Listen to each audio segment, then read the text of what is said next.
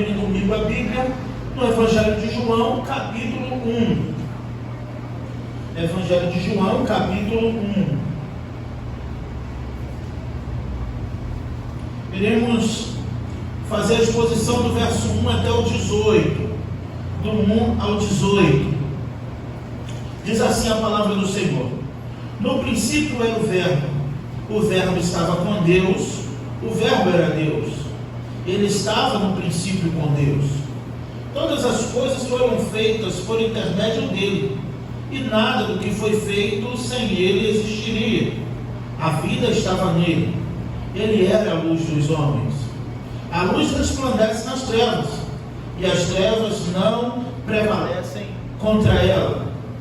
Houve um homem enviado por Deus, seu nome era João. Ele veio como testemunha, a fim de dar testemunho da luz, para que todos crescem por intermédio dele. Ele não era a luz, mas veio para dar testemunho da luz. Pois a verdadeira luz que ilumina todo homem estava chegando ao mundo. O Verbo estava no mundo, e foi feito por meio dele, mas o mundo não o reconheceu. Ele veio para o que era seu, mas os seus não o receberam. Mas todos os que o receberam, aos que creem em seu nome, lhe deu-lhes a prerrogativa de se tornarem filhos de Deus, os quais não nasceram de linhagem humana, nem de desejo da carne, nem de vontade do homem, mas de Deus. E o Verbo se fez carne, e habitou entre nós, pleno de graça e de verdade, e vimos a sua glória, como a glória do unigênito do Pai. João testemunhou a respeito dele, exclamando: É sobre este que eu falei, aquele que vem depois de mim está acima de mim, pois já existia antes de mim. Pois todos recebemos da sua plenitude graça sobre graça, porque a lei foi dada por Moisés, a graça e a verdade vieram por meio de Jesus Cristo. Ninguém jamais viu a Deus, o Deus unigênito, que está ao lado do Pai, ou à destra do Pai, foi quem o revelou. Senhor Deus, fala conosco, ó Pai, através da Tua palavra nesta noite, como o Senhor falou neste período, no coração da Tua igreja, através de cada servo e serva Tua aqui no Teu altar, ministrando a Tua palavra.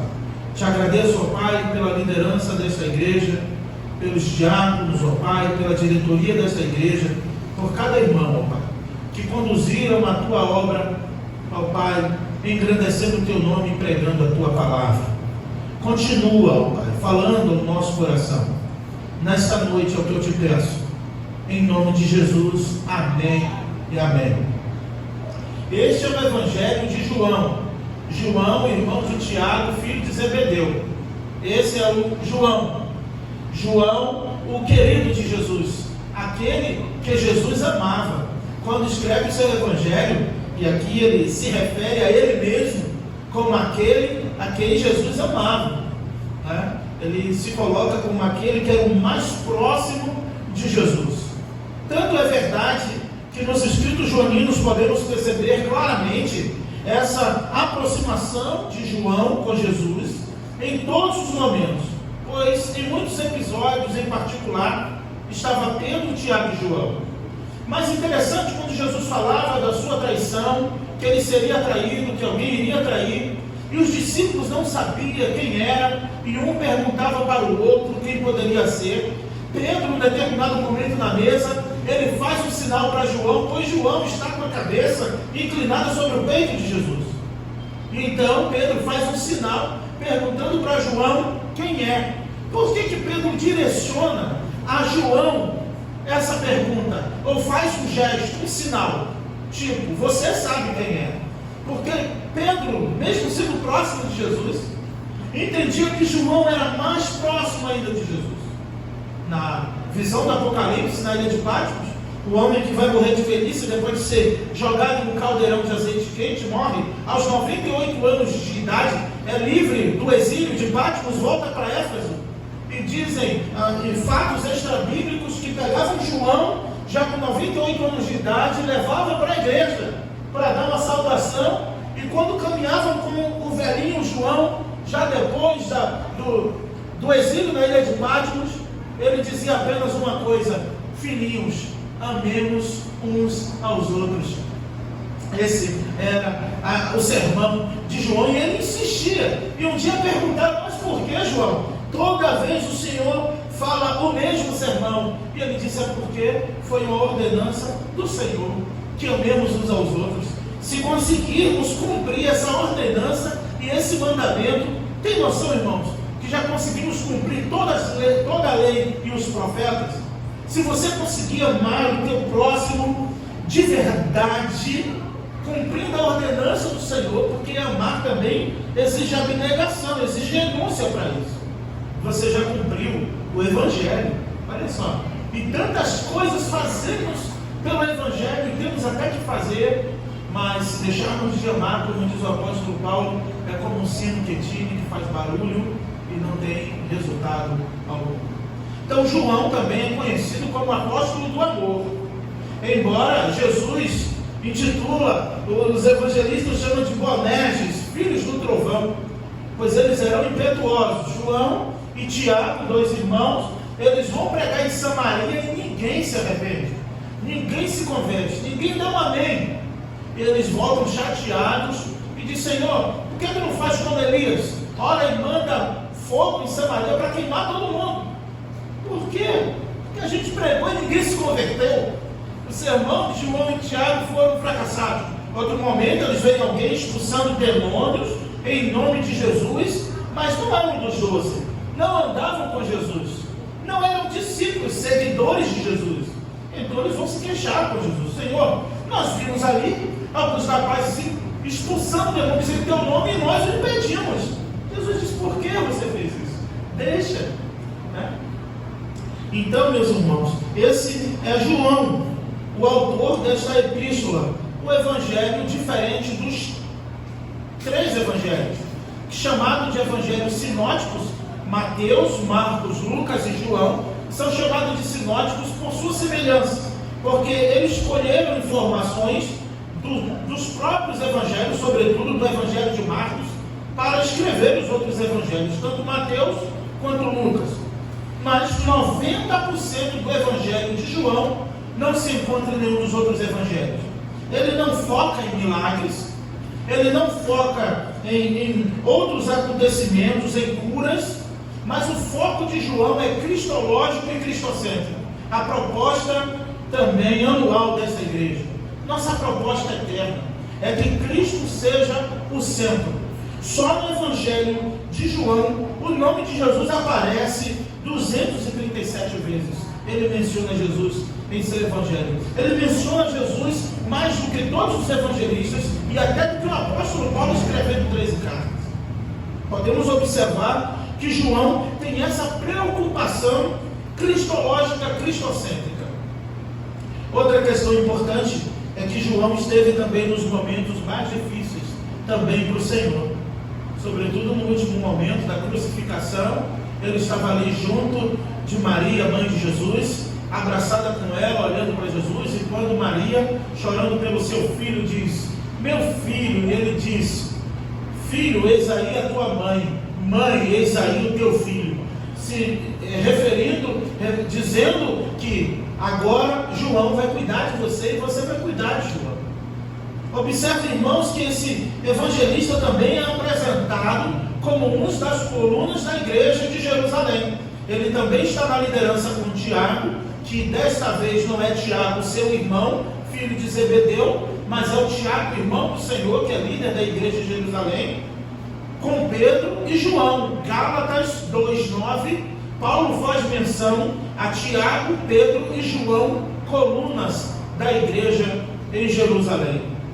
Outra coisa interessante é que, pela proximidade de João, ele achou também em algum momento que poderia ter um lugar um pouco privilegiado, pois ele e Tiago, seu irmão, desejaram um sentar à direita e o outro à esquerda de Jesus. Só que não tiveram coragem de pedir diretamente para Jesus e falaram com a sua mãe. E a mãe vai então falar com Jesus. Salomé vai falar com Jesus e vai dizer: olha, permita-me que um filho meu sente à tua direita e o outro à tua esquerda. E Jesus diz: porventura poderão beber eles o cálice que eu estou prestes a beber? E quando assentar à minha direita ou à minha esquerda, não compete a mim, mas a meu Pai que está no céu. Só que depois que Jesus dá essa resposta, há uma intriga, há uma confusão dos 9 com eles dois, dos 10 com eles dois, pois eles sabiam que se a mãe pediu, foi porque ele foi chorar com a mãe, desejando sentar à direita e o outro à esquerda do Pai. Eles queriam um lugar privilegiado. Irmãos, podemos observar agora, entrando de fato na exposição do Evangelho de João, qual é a proposta do Evangelho de João. A primeira proposta, nesse primeiro momento, é uma proposta apologética. A igreja aqui no primeiro século sofrendo grandes ataques. A divindade de Cristo sendo confrontada pelos gnósticos, que não concebiam a ideia, que é a mesma ideia dos testemunhos de Jeová praticamente. Eles não concebiam a ideia de que Deus, um ser divino, supremo, criador, pudesse assumir a forma humana, a matéria, pois a matéria não é boa. Segundo alguns filósofos, então, a matéria de forma alguma era boa. Então, como um Deus que é bom, que é santo, assumiria a matéria, seria gerado num ventre, iria se submeter a isso, ser gerado num ventre, para que depois pudesse nascer, se ele era Deus soberano. Então, João começa em um tom, falando sobre o verbo, sobre o Logos de Deus, falando e dando uma semelhança do próprio Gênesis, apresentando os atributos desse verbo, mostrando, e de uma forma apologética, nós iremos ver do verso 1 até o 4, ele apresentando os atributos do verbo. A proposta de João nesse capítulo é uma exclusivamente: apresentar Jesus como Deus e Deus como homem. Esse texto trata da união, e chamamos na teologia sistemática união hipostática. O que é isso? É a união do homem com Deus. Jesus 100% Deus e 100% homem. Então, João tem essa proposta de apresentar um Jesus como Deus, um homem como Deus e o Deus como homem. Ele não se preocupa em narrar o nascimento de Jesus, como fizeram os outros evangelistas. João tem um assunto mais urgente a tratar. Ele não quer tratar de árvore genealógica de Jesus, como os outros evangelistas fizeram, porque a proposta dele é apresentar um homem, Deus, que se fez carne e habitou no meio dos homens. E quando estava entre os homens, eles não reconheceram, eles não receberam, e então perderam esse privilégio. Outra característica do Evangelho de João é que ele é um evangelho, assim como Marcos foi direcionado a um povo gentil ou grego, Lucas também, Mateus a um público judeu, João, de uma certa forma, é o evangelho para todos os públicos. Ele fala a linguagem de todos, tanto dos gregos quanto dos judeus. Ele não tinha a mesma preocupação de Mateus e Marcos, pois Marcos fala reino de Deus, Mateus não pode falar reino de Deus porque ele está falando para o povo judeu. Então ele diz reino dos céus, para então amenizar o impacto. Marcos, como está escrevendo para um povo gentil grego, ele fala reino de Deus. O reino de Deus é chegado até vós. Mateus fala reino dos céus, pois ele tem a preocupação de ter uma confusão teológica com aqueles judeus. Então, meus irmãos, podemos observar, e eu convido você a ler comigo do verso 1 até o 4, e vamos ver os atributos do verbo encarnado. Ele diz: no princípio era o verbo estava com Deus, e o verbo era Deus. Percebe o tom apologético de João, de defesa da fé? Percebe que João está preocupado em apresentar uma proposta divina que estava intrínseca, que fazia parte da pessoa de Jesus, que era o próprio Jesus. Esse, o filho de José, o carpinteiro, sim, que todos conheciam sua mãe, seu pai, seus irmãos. Então, João diz, olha, ele quer apresentar que esse verbo, o logos, se fez carne, aqui no grego logos, apresentando o verbo, a palavra. Em outras traduções já no princípio era a palavra, no princípio era o verbo estava com Deus, o verbo era Deus, todas as coisas, ele estava no princípio com Deus. Então ele não era só Deus, ele estava no princípio com Deus, é Deus cara a cara com Deus, é o verbo, é Jesus sendo participante da criação. Ele não foi criado no princípio, ele é desde o princípio, ele criou o princípio, ele estava desde o princípio com Deus, ele era Deus, e ele é Deus claramente. No capítulo 17, no verso 5, há uma apresentação maior da presença também de Jesus na criação, quando ele diz, Pai, torna-me da alegria que tu me destes, quando o mundo estava sendo criado. Jesus estava regozijando-se, estava feliz ao ver o mundo sendo criado. E João faz de forma proposital uma citação, para que todos lembrem-se do Gênesis, quando diz, no princípio criou Deus os céus e a terra. A terra era sem forma e vazia. O Espírito de Deus pairava sobre a face das águas. E Deus cria tudo com a sua palavra. E disse Deus, haja luz. E continua dizendo, e houve luz. Haja luminares. E houve luminares. O verbo que criou todas as coisas. O verbo de Deus, a palavra de Deus é o seu Filho Jesus Cristo, que criou todas as coisas com o hálito, com a voz, com a palavra de Deus, que pode todas as coisas. Agora eu pergunto para você, meu irmão, minha irmã, se esse Deus que disse haja luz e houve luz, haja luminares e houve luminares, haja separação das águas para a terra, ele pôs limite em toda a criação, ele pôs limite nas estrelas, ele pôs limite nos planetas, ele pôs limite no universo, no sol, na lua, com o poder da sua palavra. Eu pergunto para você, o que é demasiadamente difícil para você? O que você está passando? O que você está enfrentando? E não importa quanto tempo você está enfrentando, que Deus, com o poder da sua palavra, não possa resolver ainda hoje, se você crê. Eu ainda ouso dizer que existem palavras que Deus libera na minha e na sua vida, que já aconteceu, porque Ele é atemporal, Ele é eterno. Só que no campo humano, na nossa finitude, ainda não aconteceu. Eu vou dar um exemplo para vocês na oração de Daniel. Daniel vai orar 21 dias, mas a resposta Deus já havia dado desde o primeiro dia. Daniel não fez uma campanha de 21 dias de oração. Daniel não entrou em propósito de 21 dias de oração, como pegaram ali a vida de Daniel e fizeram uma bagunça de campanha, Então, Daniel não fez campanha nenhuma. Daniel dobrou seu joelho e orou o primeiro dia. A resposta não chegou, ele orou o segundo dia. Se demorasse 30 dias, Daniel iria continuar orando e aguardando a resposta do Senhor. Só que quando o anjo vem a Daniel, diz para ele, servo, varão valoroso, muito estimado diante do Senhor. Desde o primeiro dia que você orou, Deus enviou a resposta. Meus irmãos, a resposta para mim e sua vida está no verbo, está na palavra, que criou todas as coisas desde o princípio. Se Ele criou o princípio para criar todas as coisas, o que com a sua palavra Ele não pode fazer na minha e na sua vida? É para nós crermos e nos alegrarmos diante de qualquer dificuldade que se apresente, lembrando, o verbo se fez carne e habitou entre nós. O verbo estava com Deus, o verbo era Deus, todas as coisas foram feitas por meio dele, e nada do que foi feito sem ele jamais existiria. Berkoff vai dizer na sua sistemática que tudo provém do Pai, mediante o Filho e no Espírito Santo. Não existe nada que venha de Deus que não chegue na minha vida e na sua, através do seu Filho Jesus Cristo.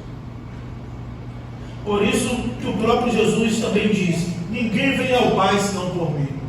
Ninguém consegue vir ao Pai senão por mim. Assim como Jesus no Evangelho de João, falando da salvação, ele também vai dizer, aquele que o Pai colocou em minhas mãos, não há ninguém que possa tirar. Até os eleitos, os salvos em Cristo Jesus, Deus pega um punhado de gente, como pegou esse punhado de gente que está aqui nesta noite, amém, irmãos? Você crê que você é salvo em Cristo Jesus? Então nesse dia Deus pegou você, colocou nas mãos do seu Filho Jesus Cristo, ele diz: não há ninguém que possa tomar aquele que o Pai colocou em minhas mãos. Por isso que o apóstolo Paulo, no Cântico de Vitória, diz: quem nos separará do amor de Deus que está em Cristo Jesus? Quem e o que? E Paulo cita em Romanos 8 uma série de dificuldades e intempéries que podem acontecer, mas que nenhuma delas, nem mesmo a morte, nem mesmo um anjo de Deus, pode nos separar do amor de Deus que está em Cristo Jesus, o nosso Senhor. Precisamos crer, porque a ideia de João é apresentar um Jesus exaltado sobre as nações, um Jesus exaltado sobre os céus. O Dr. Steve Lawson chama o Evangelho de João do Monte Everest da teologia. É o Evangelho mais teológico, mais cristológico, mais alto, mas que também podemos alcançar, porque o Verbo se fez carne e habitou entre nós, cheio de graça e de verdade. Então vamos continuar aqui no verso 1 ao 4, quando diz: o Verbo estava com Deus, o Verbo era Deus, ele estava no princípio com Deus. O verso 3 diz: todas as coisas foram feitas por intermédio dele, e nada do que foi feito sem ele se fez, ou jamais existiria sem ele. Se todas as coisas foram feitas por meio dele, e nada do que foi feito sem ele se fez, como pode tantas pessoas pensarem que conseguem viver sem Jesus como centro da sua vida? Se a criação, se o universo, se todas as coisas foram criadas por meio dele, e nada do que foi feito sem ele se fez, o homem chegou num patamar muito ousado. O homem a humanidade está em declínio a cada dia, pois ao invés de se curvar diante da soberania de Cristo, eles abandonam a Cristo e querem viver ao seu bel prazer, achando que conseguem, que podem fazer alguma coisa, pois Jesus já falou no Evangelho de João, capítulo 15, no verso 5: sem mim nada podeis fazer. A triste realidade é que muitos vão tão longe pensando que conseguem caminhar sem Jesus, quebram a cara. Isso já pode ter acontecido comigo e com você, não há erro nenhum em voltar, mas muitos quebram a cara, pois tentam viver uma vida sem Jesus, depois descobrem que não podem, que não dá, que não tem jeito. Ainda bem que ainda dá tempo, pois as trombetas ainda não soaram, mas é tempo de se curvar diante da soberania dos atributos desse verbo. Precisamos ter um conhecimento elevado dos atributos desse verbo, que é o Filho de Deus. Esse verbo é Jesus, que é a palavra, para nos apropriarmos das bênçãos e daquilo que Deus tem para nós, para não temermos diante da dificuldade, e ainda assim, quando o medo chegar, possamos confiar plenamente no Senhor. Olha o verso 4 comigo: a vida estava nele. Pronto, a vida estava nele. Ele diz: eu sou o caminho, a verdade e a vida. O Evangelho de João não se preocupa com coisas terrenas. É aquele Evangelho que não está preocupado em dar cura para ninguém. Mas o Evangelho de João apresenta de uma forma tão maravilhosa tudo que é eterno, a vida eterna. O Evangelho de João apresenta Jesus como eu sou, como a divindade exclusiva, como o próprio Deus habitando no meio do seu povo, e dizendo: olha, você precisa de cura, eu preciso, nós precisamos de milagres, precisamos da provisão do Senhor, precisamos de todos os recursos, mas João trouxe algo que sem isso você pode ter tudo na vida, e se não tiver isso, não adiantou nada, que é a vida eterna. Ele apresenta só o que é eterno, ele aponta para o que é eterno. Ele diz: mulher, se tu me der dessa água, eu vou te apresentar um lugar onde tem águas que fluirão, os rios de águas vivas do interior daquele que crê em mim. No Evangelho de João, ainda no capítulo 7, ele diz: no último dia, na festa dos tabernáculos, o sétimo dia, o último dia que todo mundo já bebeu todo o vinho que tinha para beber, Jesus participa da festa dos tabernáculos 7 dias. E no último dia da festa ele se levanta e diz: quem tem sede, venha a mim e beba, pois fluirão rios de águas vivas do interior daquele que crer em mim. É o evangelho da vida eterna. É o evangelho para quem busca a vida eterna.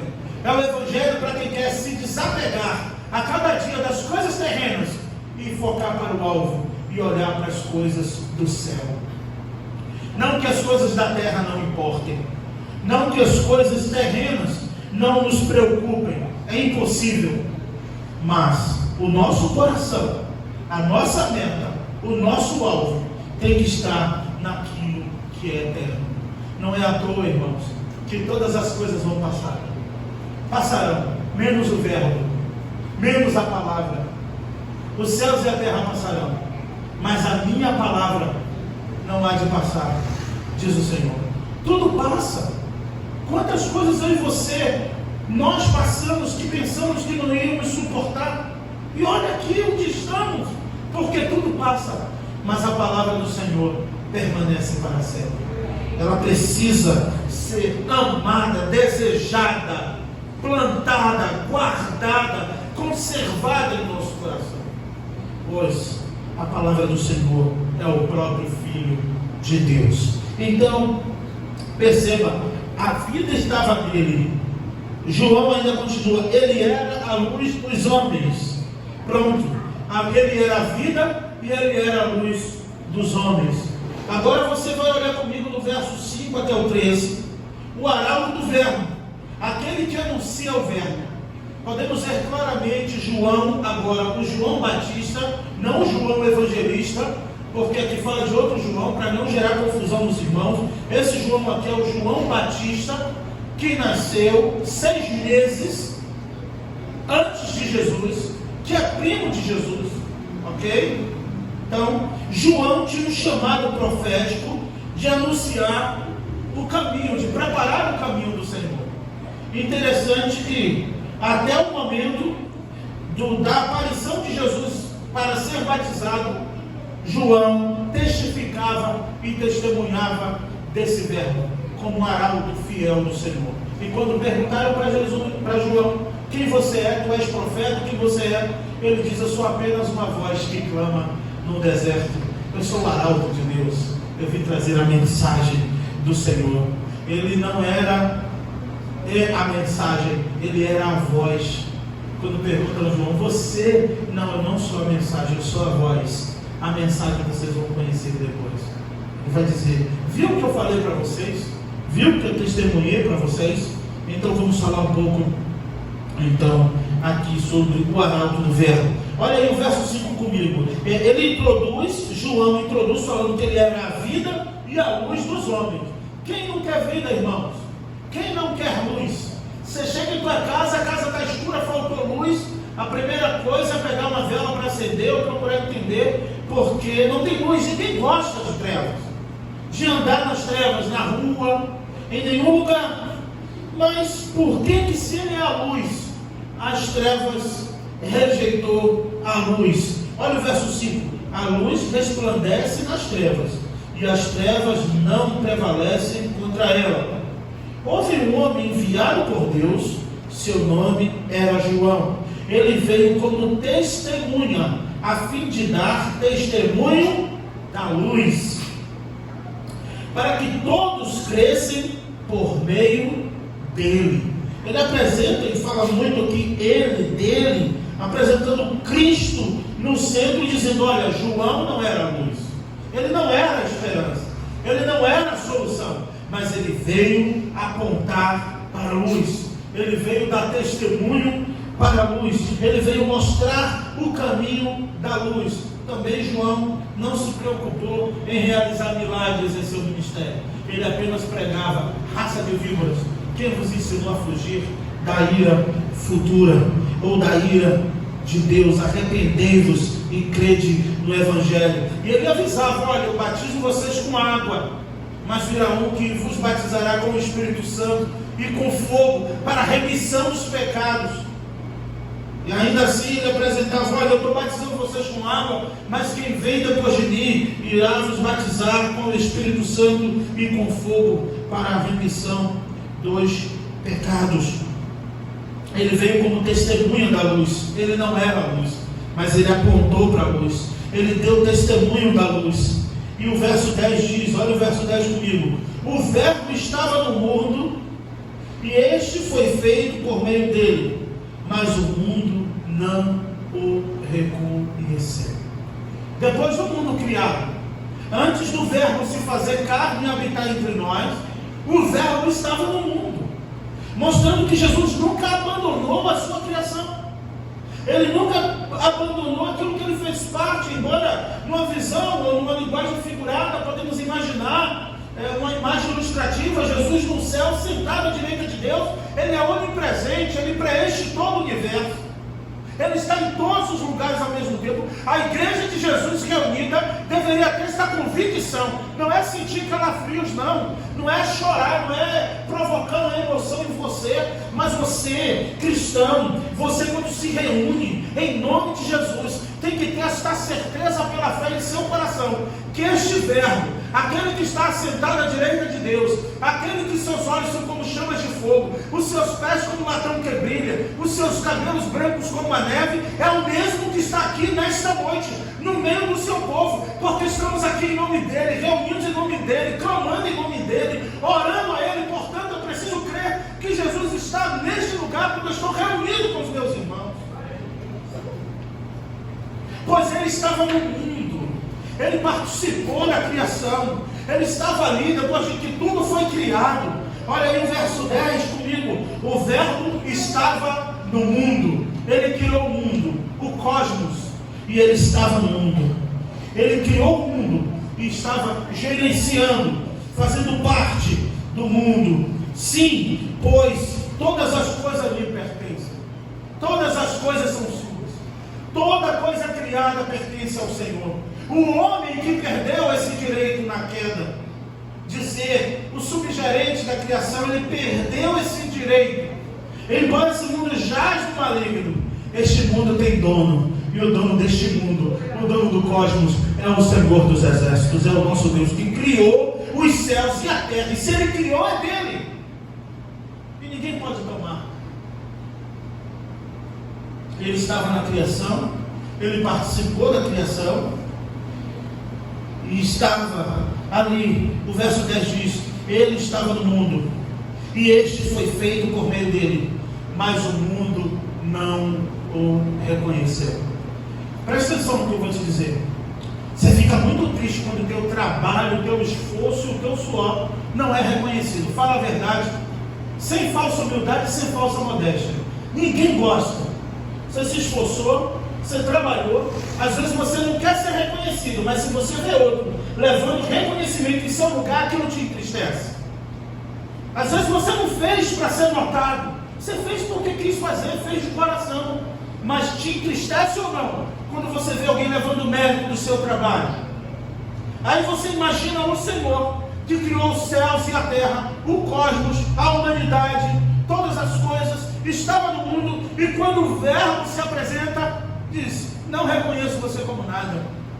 O mundo é nosso, eu tenho livre-arbítrio, eu faço da minha vida o que eu quiser, a hora que eu quiser, eu vou para onde eu quiser, eu faço o que eu quiser, e domingo eu vou para a igreja, canto amém, aleluia, segunda, terça, quarta, quinta, sexta e sábado eu faço o que eu quiser, vou para onde eu quiser, e domingo eu vou na igreja e ninguém tem nada a ver com isso. É a triste realidade. É a triste realidade que a humanidade se apresenta em não reconhecer o verbo de Deus como o verbo da sua vida. Pois muitos sabem, por ouvir falar, que Jesus é o verbo de Deus, mas não querem esse verbo verbalizando em sua vida. Não quer Cristo lhe dando a direção e mostrando o que tem que ser e o que tem que fazer. Triste homem, triste mulher, está fadado ao inferno, pois não reconhece Jesus como Filho de Deus, como Verbo encarnado. Então você olha comigo ainda no verso 10, eu prometo que eu não vou passar das 9, tá? Embora com saudade de pregar e dos irmãos, eu estava pensando, pastor, será que eu ainda sei pregar esse negócio? Depois você analisa aí, viu? Será que eu ainda sei esse negócio aí, 20 dias sem pregar? Eu fiquei meio, né? Talvez eu queira passar das 10 hoje, aí vocês me perdoem, tá bom? Então, olha aqui, o verbo estava no mundo, e esse foi feito por meio dele, mas o mundo não reconheceu. Ele veio para o que era seu, mas os seus não o receberam. Mas o 12, mas todos os que o receberam, aos que creem em seu nome, deu-lhes a prerrogativa de se tornarem filhos de Deus. E ainda me perguntam por que eu não faço apelo quando eu prego. Porque a pregação já é apelativa. Porque o maior apelo do mundo foi feito pelo maior pregador do mundo e a humanidade rejeitou. Deus, o maior missionário, o maior pregador, apresentou o seu filho ao mundo, dilacerou o seu filho, morreu na cruz e no final disse: você aceita Jesus como seu único e suficiente Salvador? E o homem disse: não, eu tenho outras coisas para fazer, eu tenho outros projetos na minha vida, eu estou ocupado nos meus prazeres e deleites, eu estou preocupado em gozar bem do suor do meu trabalho, eu tenho outras atividades para fazer. O maior pregador do mundo, que foi Deus, quando fez o apelo entregando o seu filho, o homem rejeitou. Está aqui João, veio para o que era seu, era do povo judeu, veio para os judeus, era judeu, e o povo rejeitou. Mas todos quantos receberam, olha nós aqui, Brasil, Rio de Janeiro 2023, todos quantos receberam, lhe deu o poder de ser chamado filho de Deus. E hoje nós somos co-herdeiros da herança de Cristo Jesus nas regiões celestiais. Somos co-herdeiros com Cristo das heranças de Deus. Somos filhos, Ele nos fez filhos adotivos através da nossa fé em Cristo Jesus, e temos todos os direitos das bênçãos celestiais. Queremos nos apropriar delas na vida eterna, pois toda herança agora será dividida. Toda herança que pertence a Cristo, a Bíblia diz que somos co-herdeiros com Cristo das benesses da graça de Deus, e na vida eterna iremos receber a nossa parte na herança, assim como muitos irmãos e irmãs em Cristo aqui da nossa igreja, que nós conhecemos, o Marcos, hoje já estão desfrutando da herança em Cristo Jesus. Você não crê que tem uma sala de espera, você não crê que a alma dorme no corpo, então eles já estão com Cristo, desfrutando das bênçãos nas regiões celestiais. E assim será conosco. Por isso que o apóstolo Paulo diz: olha, eu tenho um alvo, eu tenho uma meta, mas não é aqui, não é para agora. É a coroa da vida que o justo juiz me dará naquele dia. Ele lutava na carne para receber algo espiritual, invisível, impalpável, mas eterno. A proposta do Evangelho de João para mim e para você é focarmos o nosso coração. A nossa mente não é fácil, é um exercício diário, pois as preocupações da vida, as coisas efêmeras dessa vida nos prendem, nos sufocam, nos deixam ansiosos por não sabermos o dia de amanhã, e nos prendem, ocupam o nosso tempo, a nossa meditação, a nossa saúde, a nossa estabilidade emocional, a nossa pressão arterial, nossas emoções.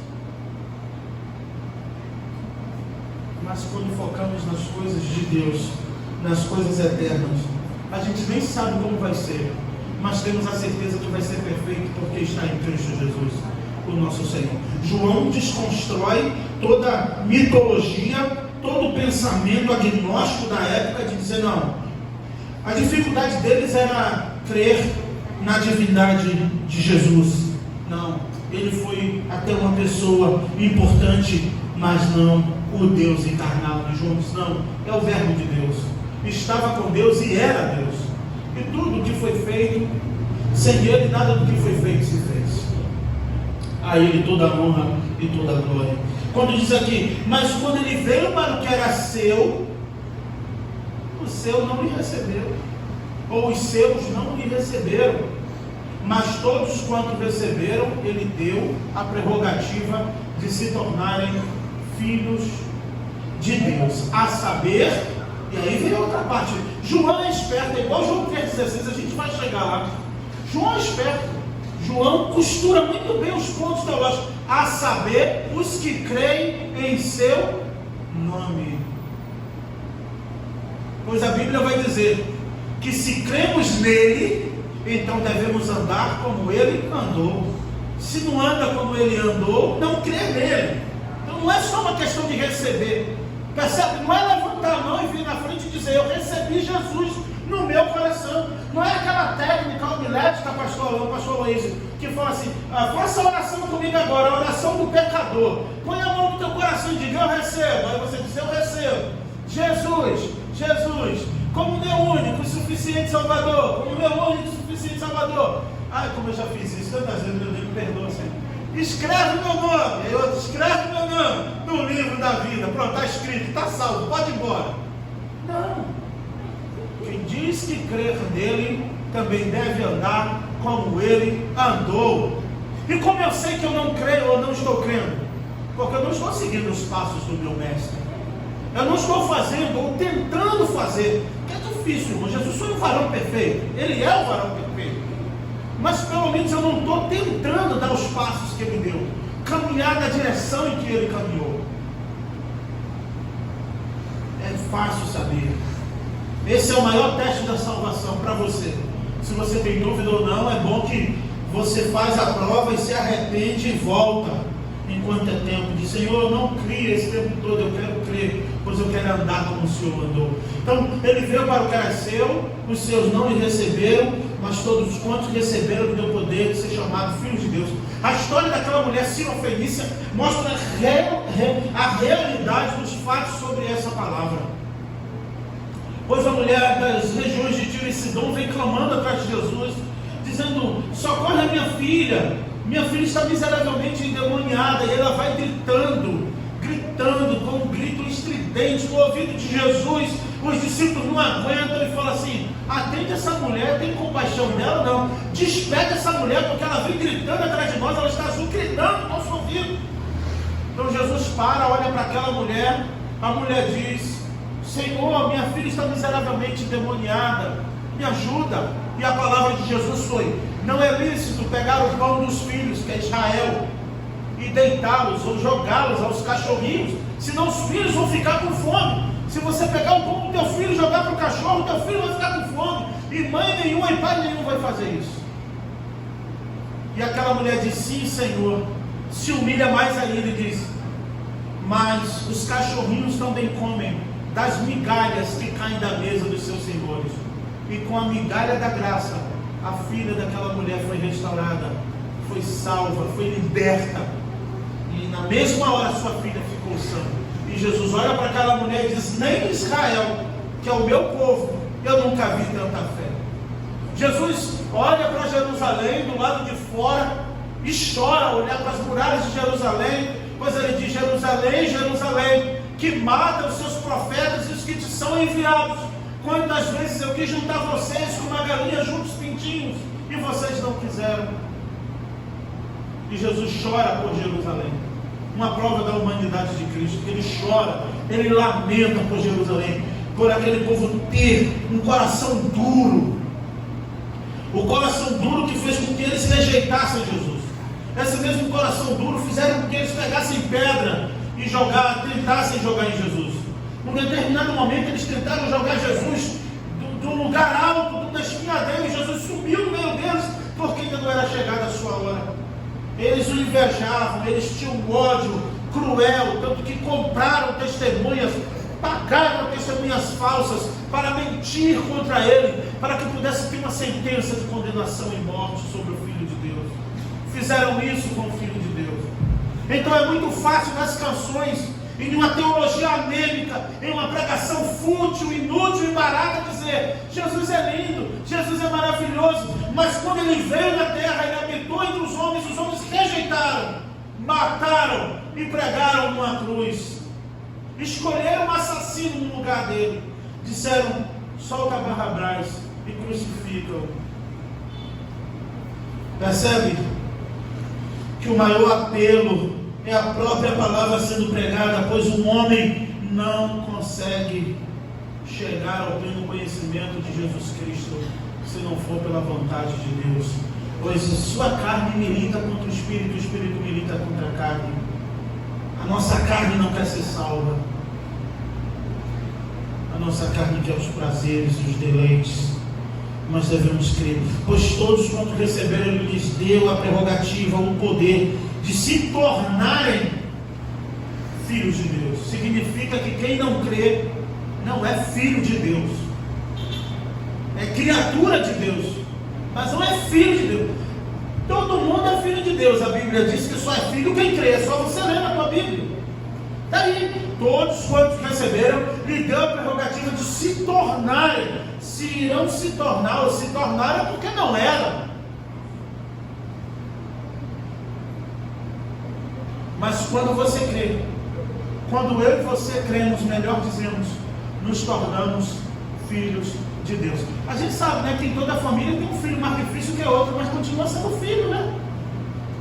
Minha mãe teve 4, tem uma peleja com um ou com o outro, mas os 4 são filhos, né? Não porque somos filhos que todos somos perfeitos, ninguém é perfeito. Mas uma coisa eu sei, eu posso não ser perfeito, você pode dizer 1001 defeitos meus, talvez eu não concorde com todos, mas uma coisa eu tenho certeza, eu sou filho de Deus. O cristão precisa ter essa convicção no seu coração. O membro de uma igreja, que é membro, batizado, que frequenta a igreja, que ama ouvir a palavra, que veio numa quarta-feira como essa, num domingo, que veio em qualquer momento para ouvir a palavra do Senhor, para congregar junto com os irmãos, para adorar, você não pode ter dúvidas de que você é filho de Deus. Mesmo que as circunstâncias digam o contrário. Mesmo que alguém aponte o dedo para te desmotivar, te desanimar e pegar o seu defeito e dizer, é assim que você é crente, você dizer, é assim mesmo que eu creio no Filho de Deus, e é assim mesmo que Ele vai me salvar, vai me livrar desse mal.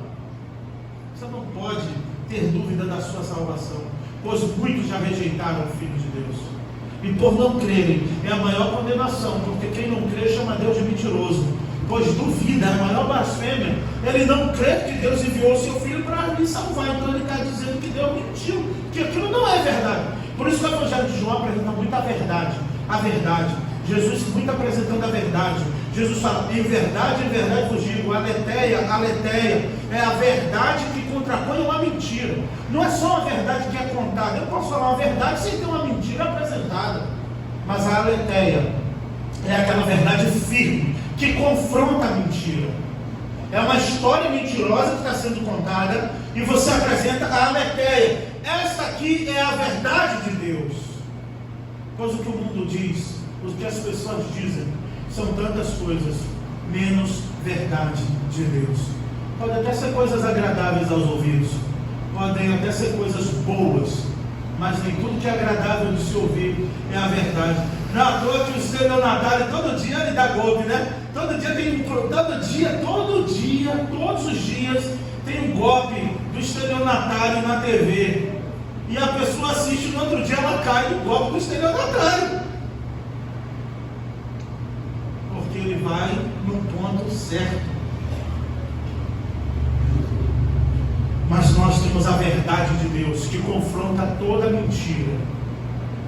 Por mais bela e bonita e aceitável e palatável que a mentira seja, a verdade de Deus, nua e crua, apresenta o Filho de Deus como a única salvação, o único meio de redenção, a única solução para a humanidade. Então você quer ter cura, quer ter milagres, eu quero, você quer, nós pedimos, nós clamamos, queremos resultados em nossa vida. Precisamos ter a convicção que cremos no Verbo de Deus, porque só basta uma palavra liberada dos altos céus para o milagre, para a nossa vida mudar da noite para o dia, em fração de segundos. Deus diz, é hoje, é agora, quando você menos espera, a hora chega, é hoje, é agora. É assim que Deus faz. Então, todos, enquanto receberam, Ele deu a prerrogativa de ser chamado Filho de Deus. Eu vou avançar. Os quais não nasceram da linhagem humana. Percebe? Porque ele não apresenta a linhagem genealógica. Os que não nasceram em linhagem humana, nem do desejo da carne, nem da vontade de homem, nem do desejo da carne, nem da vontade de homem, mas de Deus, mas da vontade de Deus. Foi da vontade de Deus nos salvar. Foi da vontade de Deus salvar você. E tem gente que está questionando a salvação do outro. Tem gente que está questionando porque Deus escolheu um e não o outro. Te alegra que Ele te escolheu? Não. Fica feliz que Ele te salvou. pois Ele salva quem Ele quer, que é da vontade dEle, quem Ele quer. Nós devemos crer nisso. Não foi da vontade de linhagem, não foi da linhagem da carne, nem do desejo da carne, nem da vontade do homem, porque no dia em que Deus executar uma salvação pela vontade de um homem, é triste, mas é uma verdade profunda e teológica que eu tenho para dizer para vocês. No dia em que Deus executar a salvação na vida de alguém por um desejo seu, Ele está trabalhando ao seu serviço e não você a serviço de Deus. Ore pelos seus, pelo seu pai, pela sua mãe, pelos seus filhos, pedindo misericórdia. Senhor, tenha misericórdia, se compadece do meu filho, do meu marido, do meu esposo, de quem for, e salva-o. Por favor, Senhor, faça uma oração humilde, pois não é do desejo da carne nem da vontade do homem. Não é porque você quer, não é porque você ama esse parente que Ele vai salvar. Esse parente tem que amar Jesus para ser salvo. E é isso que você deve orar. Então, investe a tua oração. Em vez de ficar pedindo para Deus fazer, começa a orar para esse homem se quebrantar, essa mulher se quebrantar, para que o Evangelho alcance, ele o reconheça e receba o verbo de Deus. Pois Deus não trabalha nem na vontade e nem do desejo humano. Nós sabemos disso. A própria mãe de Jesus, num pedido tão coerente que ela fez, quando viu, acabou o início do ministério de Jesus. Está aqui em João, o primeiro milagre. O primeiro milagre de Jesus está registrado no Evangelho de João, transformando a água em vinho. A festa acaba o vinho, melhor dizendo, e a mãe olha imaginando, é agora, né, meu filho? O vinho acabou, e Jesus diz: o que tenho eu contigo, mulher? Acho que ele espera 10 minutos e faz só para mostrar que não é ela que manda. Quem manda é Deus, é no desejo de Deus, é na vontade de Deus, é na hora que Deus quer. Como não sabemos a hora que Deus quer, continuaremos orando, continuaremos pedindo e clamando por misericórdia de Deus, pois tudo é dele. Todos rejeitaram, eu e você também rejeitamos, todos rejeitaram. Não tem ninguém bonzinho, não tem ninguém legal, não tem ninguém ok que, olha, daqui foi mais fácil. Deus salvou porque sabia que você ia crer. Ele salvou você sendo miserável, morto em seus delitos e pecados, e a mim também, coisas horríveis. E se não estivéssemos na presença de Deus, sabe Deus o que estaríamos fazendo agora, nesse exato momento, e onde estaríamos? Mas o Senhor nos resgatou, nos salvou, e hoje você se arrumou na sua casa e disse: eu vou na casa do Senhor, eu vou adorar o Senhor, eu vou ouvir a palavra do Senhor, porque aquele que é de Deus ouve a palavra de Deus.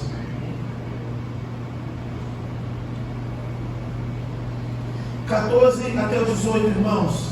O verbo se fez carne e habitou entre nós, pleno de graça e verdade, e vimos a sua glória como a glória do unigênito do Pai. O verbo tabernaculou, habitou, montou uma tenda no meio dos homens. Lembrando aqui ao povo, principalmente aos judeus, que eles iam numa tenda, no Santo dos Santos, para falar com Deus no tabernáculo, que os levitas tinham todo o trabalho para montar, para preparar tudo, e sacerdotes ofereciam sacrifícios por eles mesmos, e depois iam oferecer sacrifício pelo povo. Então o homem era aceito na presença de Deus. Foi diferente, o verbo se fez carne e tabernaculou entre nós, habitou entre nós, cheio de graça e de verdade, e vimos a sua glória como a glória do unigênito do Pai, a glória única do Filho único, a única glória, que a glória de Deus estava sobre o seu Filho. Deus é glorificado através da adoração ao seu Filho. Através de crer em seu Filho, Deus também é glorificado, pois existe uma única glória, que é a glória do unigênito do Pai, do único Filho do Pai. João testemunhou a respeito dele, exclamando, o verso 15: é sobre este que eu falei, aquele que vem depois de mim, que é antes de mim. Olha a crise. João Batista mais velho que Jesus 6 meses, e diz: ele vem depois de mim, mas ele é antes de mim. Ele vai aparecer depois, mas ele é antes de mim. É esse o que eu falei. Um outro evangelista vai dizer que quando João vê Jesus de longe, acho que o Espírito testifica, com certeza o Espírito Santo testifica, e ele diz: eis o Cordeiro de Deus, que tira o pecado do mundo, apontando para o sacrifício de Jesus na cruz. Ele é o Cordeiro de Deus que tira o pecado não só de um homem em Jerusalém uma vez por ano, ele tira o pecado do mundo de uma única vez. Então João, nesse mesmo episódio, provavelmente já está dizendo: é dele que eu falei, ou seja, apresentando Cristo. Este veio depois de mim, mas ele é antes de mim. Aí depois você vê os discípulos de João brigando com os discípulos de Jesus, fazendo pirraça. Porque isso já tinha lá entre os discípulos deles, tá? Os discípulos de João se encontram com os discípulos de Jesus e diz assim: aí João batiza mais do que Jesus. João batiza mais, os discípulos de João batizam mais do que os discípulos de Jesus. Já tinha essa disputa entre eles de quem batizava mais. E João diz: você é o que? É um profeta? O que você é? Queremos botar seu nome no outdoor. Queremos fazer um cartaz de visita para você, João. Diz quem você é. E ele diz: eu sou apenas uma voz. Uma voz não se vê, não se toca, não dá para descrever. Ele diz: eu sou apenas uma voz que clama no deserto. E os discípulos deles brigando. Jesus depois vai dizer sobre João: este deu testemunho da verdade. E vai dizer que dos nascidos de mulher, olha só o que Jesus diz: dos nascidos de mulher, não há ninguém maior que João. Mas eu vos digo que aquele que quiser ser o maior, seja o menor no reino dos céus.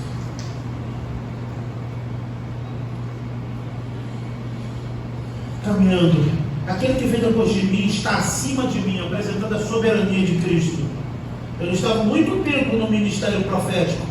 João era reconhecido, vou usar um termo aqui, João era conhecido na quebrada, todo mundo conhecia João. As pessoas iam no deserto até escondidas para ser batizado, era raça de víbora, pode vir, e batizava lá. Mas quando ele vê Jesus, ele diz: é necessário que eu diminua para que ele cresça. Essas são as palavras de João: é necessário que eu suma para que ele apareça. Pois quando João é preso, manda 2 discípulos perguntarem a Jesus: tu és o Cristo mesmo? Tu és mesmo aquele que viria? E Jesus diz: fala para João que os cegos veem, os coxos andam e aos pobres é anunciado o reino dos céus. Quando João recebe essa informação, ele diz: é hora de eu sair de cena, é necessário que ele cresça e que eu diminua. Porque os discípulos dele já estavam brigando quem era o maior. É melhor parar por aqui. Então João tem a sua cabeça, não por sua escolha, mas aconteceu na provisão de Deus, de ter sua cabeça decapitada. E aí o crente vai e pula a fogueira de São João. Foi em homenagem à cabeça de João jogada na fogueira. E o crente fica na rieira e ele fica na festa de São João. E o que importa é que ele crê em Jesus, mas ele pula a fogueira. Toma jeito. Pois todos recebemos da sua plenitude graça sobre graça. É polêmico isso. Todos receberam da sua plenitude graça sobre graça. É a graça sobre graça. Nada do homem. Não tem mérito humano. Não tem esforço humano. Não há meritocracia nisso. É graça sobre graça. Porque você deitou, dormiu e acordou? Graça. Pois muitos não tiveram esse privilégio. Você vai terminar o dia, amém? O irmão Marcos não teve esse privilégio, mas cremos que ele já está na presença do Senhor. Mas se a gente for poder escolher, a gente vai querer ficar mais um pouco. Paulo diz, né? Paulo não diz aos Filipenses: eu até estava orando, pedindo para sair da carne, mas por causa de vocês eu fico mais um pouco. Eu faço essa oração de Paulo todo dia. Eu queria sair desse mundo, mas por causa da PMCP eu fico mais um pouco. Tá bom, Senhor. Eu faço isso, né? Para ganhar mais uns dias na terra. Entendeu? Paulo fez isso. Mas graça sobre graça. Não há nada que você tenha recebido que não veio de Deus. É graça sobre graça. Você estudou, você se preparou, você fez tudo. Os carros se preparam para a batalha, amém? Mas a vitória vem do Senhor. A resposta vem do Senhor. O currículo sai da gaveta quando o Senhor põe a mão naquele currículo. A pessoa passa naquele concurso e vai passar, ora pelo teu filho, pela tua filha, pois Deus irá entrar com providência, mas ensina para ele dar glórias a Deus e não abandonar o Senhor.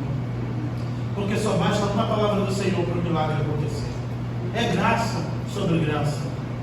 Não são esforços humanos que garantem a vitória, mas Deus que garante a vitória do seu povo. Pois em muitas pelejas, Josafá um dia se preparou, o exército se preparou, pegaram todo o seu poderio bélico, um armamento, um arsenal, e Deus diz ao profeta: fala, que nessa peleja não tereis que pelejar, ficai parados e vede o livramento do Senhor. Por que eu vou fazer nada? Vai ficar sentado, parado, olhando eu dar vitória para meu povo. É assim que Deus faz, de vez em quando, para quebrar o orgulho, o ego do homem. Ele dá a vitória, mesmo diante de tudo preparado para a batalha. Finalizando, irmãos, o verso 17 e 18. Porque a lei foi dada por meio de Moisés, a graça e a verdade vieram por meio de Jesus Cristo. Olha só, a graça que está sobre ele é a graça de Deus, e a verdade, a aletheia, a verdade que contrapõe a toda mentira que o mundo pode oferecer, é Jesus Cristo. A lei quem deu foi Moisés. João reconhece a lei como algo de Moisés, mas a graça e a verdade veio por meio de Jesus Cristo, que liberta todos os homens. E finalizando, ninguém jamais viu a Deus. E aqui mostra a encarnação do Verbo. Ninguém jamais viu a Deus. O Deus unigênito que está ao lado do Pai foi quem o revelou. Deus que revelou a si próprio através do seu Filho. Deus se revelou ao homem através do seu Filho Jesus Cristo. Portanto, creia no Evangelho, creia nas palavras de Jesus e creia que Ele é a palavra que você precisa para a sua vida. Que Deus nos abençoe. Senhor meu Deus, muito obrigado.